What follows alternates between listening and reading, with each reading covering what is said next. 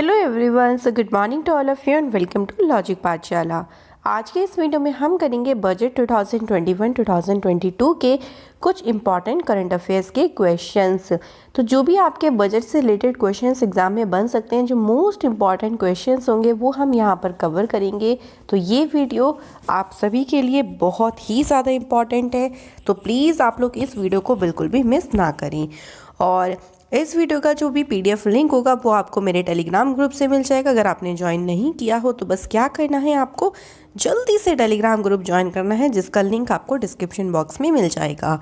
तो चलिए, यहाँ पर जो भी देखिए क्वेश्चंस होंगे एमसीक्यू फॉर्म में होंगे, इंग्लिश हिंदी दोनों में लिखा होगा, सो आप लोगों को कोई भी दिक्कत नहीं आएगी। सो शुरू करते हैं। थोड़े से जो जनरल स्टैटिक जीएस के बजट से क्वेश्चन बनते हैं आप लोगों के, वहाँ से शुरू करते हैं और फिर इस बार के बजट से जो भी क्वेश्चन रिलेट करते हैं वो हम करेंगे, ठीक है।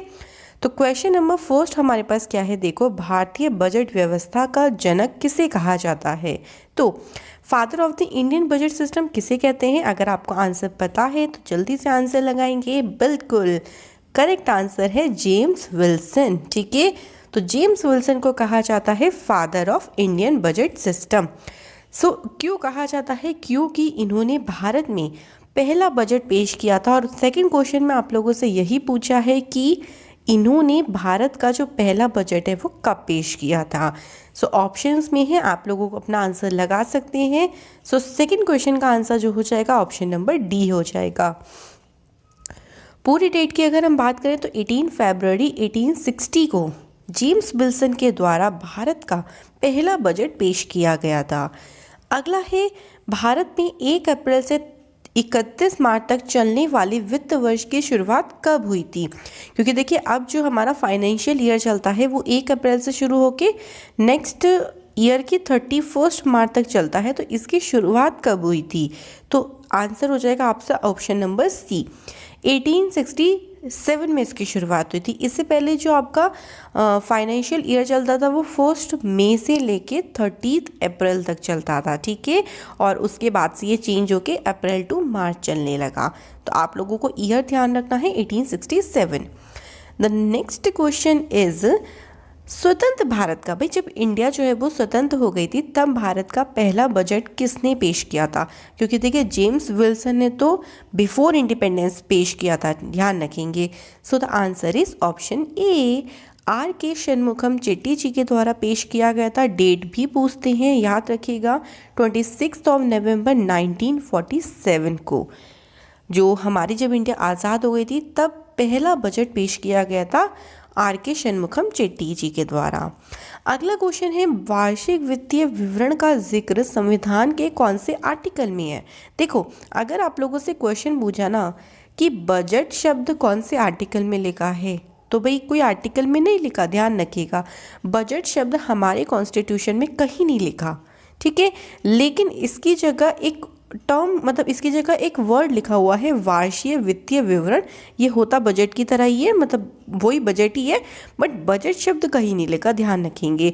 और इसका वर्णन किया गया है आर्टिकल 112 में, बिल्कुल अच्छे से ध्यान रखना है। और सबसे ज़्यादा जो बजट पेश किया था, जो हमारे फाइनेंशियल मिनिस्टर रह चुके हैं मोरारजी देसाई, इनके द्वारा बजट पेश किया था सबसे अधिक बार। कितनी बार? 10 बार। इन्होंने 10 बार जो है वो बजट पेश किया था। तो ध्यान रखेंगे, इंपॉर्टेंट क्वेश्चन बता रही हूँ जितने भी, तो याद रखेंगे इन क्वेश्चंस को। अगला क्वेश्चन है, निर्मला सीतारमण ने कितनी बार संसद में बजट पेश किया? तो प्रेजेंट टाइम में हमारी जो फाइनेंस मिनिस्टर हैं वो है निर्मला सीतारमण, और इन्होंने कितनी बार? बिल्कुल 3 बार, ठीक है। 2019 में पेश किया था, उसके बाद 2020 में, और अब की बार भी इन्हीं के द्वारा बजट पेश किया गया। तो ध्यान रखेंगे 3 बार इन्होंने पेश किया। अब देखो, जो इस बार का बजट है ना वो 6 पिलर्स मतलब के ऊपर खड़ा है, आप कह सकते हो। 6 पिलर्स उसमें बताए गए हैं जिसके ऊपर बात करी गई। हेल्थ एंड वेलबींग के बारे में, minimum government maximum governance, innovation and research and development, R&D मतलब research and development, inclusive development for aspirational India, re invigorating human capital, physical and financial capital and infrastructure.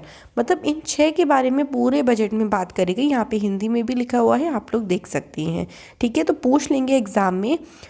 ये 6 pillars ध्यान रखेंगे, आपको इनको याद भी करना है, क्योंकि ऑप्शंस में ऐसे बन सकते हैं कि इस बार का जो बजट पेश किया गया था उनमें से 6 पिलर में से नीचे कौन सा नहीं है। ठीक है, तो 6 के 6 याद करनी है। आगे देखो क्या बोला है कि टोटल बजट आउटले हेल्थ और वेल बीइंग पे कितना जो है वो यहाँ पर रखा गया। तो देखो जो अमाउंट है ना वो आपको याद करनी पड़ेगी, क्योंकि ये क्वेश्चन एग्जाम में बनते हैं, इसलिए बोल रही हूँ। नहीं बनते होते तो नहीं बोलती कि भाई अमाउंट मत याद करो, बट ऐसे क्वेश्चन पूछे जाते हैं, ध्यान रखेंगे। सो जो इम्पोर्टेंट है वही मैंने यहाँ पे आपको जो है वो आउटले के बारे में बताया है। सो ये सारे क्वेश्चन इंपॉर्टेंट है। 7 क्वेश्चन का आंसर होगा option number B. 2.23 lakh crore रुपए खर्च किए जाएंगे हेल्थ एंड वेलबींग पर, जो कि इस बार के बजट में बताया गया है। आगे है भाई देखो, रेलवे के लिए बताना है कितना अलॉट हुआ है। सो इस बार के बजट में रेलवे के लिए अलॉट हुआ है 1 लाख, या फिर आप इसे 1.10 लाख करोड़ भी याद कर सकते हो। इतना भी, लास्ट की 3 डिजिट नहीं होंगी चलेगा, बट इतना याद कर लेना। ठीक है, 1.10 लाख करोड़। बजट के अनुसार कोविड वैक्सीन के लिए, ठीक है, कोविड वैक्सीन के लिए कितनी राशि आवंटित की गई। भाई इस बार के बजट में कितना बोला गया कि कोविड पे खर्च किया जाएगा। सो 9th क्वेश्चन का आंसर हो जाएगा 35,000 करोड़ रुपए। ठीक है, ध्यान रखेंगे ना, 35,000 करोड़ रुपए। अगला है असम और पश्चिम बंगाल में जो टी वर्कर्स हैं, चाय के श्रमिक हैं, उनको कितना अमाउंट अलोकेटेड किया जाएगा। सो 10th क्वेश्चन का आपका क्या आंसर बनेगा। आंसर बनेगा ऑप्शन बी, 1000 करोड़ रुपए। ठीक है, बिल्कुल अच्छे से ध्यान रखना है, 1000 करोड़ रुपए इन पर खर्च किया जाएगा। आगे हम लोग बढ़ते हैं। देखो हमारे पास यहाँ पर क्या बोला है, जल जीवन मिशन। चलो मैं एक क्वेश्चन आप लोगों के लिए छोड़ती हूँ, अगर आपने इसको पढ़ा है तो बताइएगा मुझे, कमेंट करके सोच लीजिएगा, ये होमवर्क क्वेश्चन है। और अगर आपको नहीं भी आता कोई बात नहीं, आप कमेंट में लिख दीजिएगा, मैम इसका आंसर कर दे, मैं वहीं पर आंसर कर दूंगी। ठीक है, बट कोशिश करेंगे कि ये आप सोचें, अपने आप से पढ़ें इसके बारे में। जल जीवन मिशन जो अर्बन एरियाज में शुरू किया गया था प्रोजेक्ट, उस पर कुल कितना व्यय किया जाएगा। प्लीज़ आप लोग इसका आंसर मुझे ज़रूर करें। ठीक है, अगला देखो 12th में क्या पूछा है हमें, पीएम आत्मनिर्भर जो स्वस्थ भारत योजना है उस पर कितनी राशि खर्च की जाएगी। ठीक है, उस पर कितनी राशि आवंटित की जाएगी, ये की जाएगी 12th क्वेश्चन का। बिल्कुल करेक्ट आंसर यहाँ पर क्या होगा, जल्दी जल्दी बताएंगे, अगर आपको आता है तो बिल्कुल option number A is the correct answer. 64,180 crore रुपए यहाँ पर खर्च किए जाएंगे पीएम आत्मनिर्भर स्वस्थ भारत योजना में। चलो मैं इसका आंसर बता ही देती हूँ, ऑप्शन नंबर ए इसका आंसर हो जाएगा। अगर आप लोगों ने कमेंट किया था तो बहुत अच्छी बात है, आप लोगों ने कोशिश तो करी। अगला है 112 आकांक्षात्मक जिलों में पोषण परिणामों को बेहतर बनाने के लिए हम लोग न्यूट्रिशन को और भी ज़्यादा अच्छा बना सकें, उसके लिए कौन से मिशन की घोषणा करी गई। सो 13 क्वेश्चन का आंसर होगा ऑप्शन नंबर बी, पोषण 2.0। देखो इसमें उन्होंने क्या बोला, इसमें 2 स्कीम्स को एक साथ मर्ज कर दिया। एक थी सप्लीमेंट न्यूट्रिशन प्रोग्राम, दूसरा है कौन सा आपका पोषण अभियान। ठीक है, ये 2 स्कीम है और इनको मर्ज करके यहाँ पर पोषण 2.0 शुरू करी जाएगी, जिसका मेन पर्पस होगा यहाँ पर न्यूट्रिशन वैल्यू को बढ़ावा देना। ठीक है, 14th क्वेश्चन है देखो, सोलर लालटेन जिसे हम कहते हैं सोलर लैंटेन पर कितना कस्टम ड्यूटी को कम किया गया है, क्योंकि कोई भी प्रोडक्ट उस पर कस्टम ड्यूटी लगती है, बट आंसर क्या हो जाएगा, बिल्कुल option A 5% is the correct answer. मतलब 5% की इस पर कस्टम ड्यूटी कम करी गई है पहले के कंपैरिजन में। इसी की तरह हमसे कॉटन और ऑटो पार्ट्स भी पूछा है, कितना बढ़ा दिया गया। ध्यान रखिएगा यहाँ पे बढ़ाई गई है। सो आंसर आपका होगा ऑप्शन बी, यानी कॉटन पे 10% बढ़ा दी और जो ऑटो पार्ट्स हैं उस पर 15% बढ़ा दिया गया है। ठीक है, नेक्स्ट क्वेश्चन देखिए 16th में क्या पूछा है, 2021-2022 के बजट में जो पुराने व्हीकल्स ऐसे चलते हैं जो प्रदूषण को बढ़ाते हैं, यहाँ पर उनकी फिटनेस जांच करी जाएगी। तो कितने वर्षों के बाद उन व्हीकल्स की यहाँ पर फिटनेस जो है वो जांच करी जाएगी, कितना टाइम लिया जाएगा कि चेक किया जाए उन व्हीकल्स को। 16 का आंसर हो जाएगा सी, ऑप्शन सी 15, यानी 15 वर्षों के बाद उन व्हीकल्स की जांच करी जाएगी कि उनसे पोल्यूशन तो नहीं हो रहा या कोई प्रॉब्लम तो नहीं है। सो इन सब चीज़ों की जांच करी जाएगी। 17 है, हमें रोड ट्रांसपोर्ट और हाईवेज के लिए यूनियन बजट से कितना अमाउंट अलोकेटेड किया जाएगा।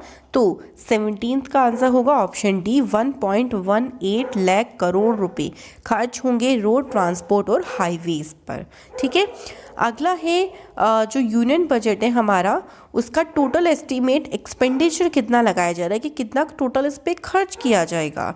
सो 18 का आंसर है 34.83 लाख करोड़ रुपए इस बार अनुमान लगाया जा रहा है, जो कि क्या होने वाले हैं, व्यय यानी खर्च होने वाले हैं। 19 क्वेश्चन है, 3 वर्षों में कितने मेगा इन्वेस्टमेंट टेक्सटाइल पार्क स्थापित किए जाएंगे। सो ये पूरा बजट में है कि भाई हम अगले 3 सालों तक कितने ऐसे पार्क्स बना लेंगे। सो 19 क्वेश्चन का बिल्कुल आंसर क्या आना चाहिए।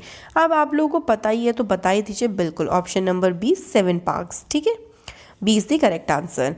नेक्स्ट है, केंद्रीय बजट के अनुसार जो कैपिटल एक्सपेंडिचर होगा उसमें कितनी % की वृद्धि आएगी।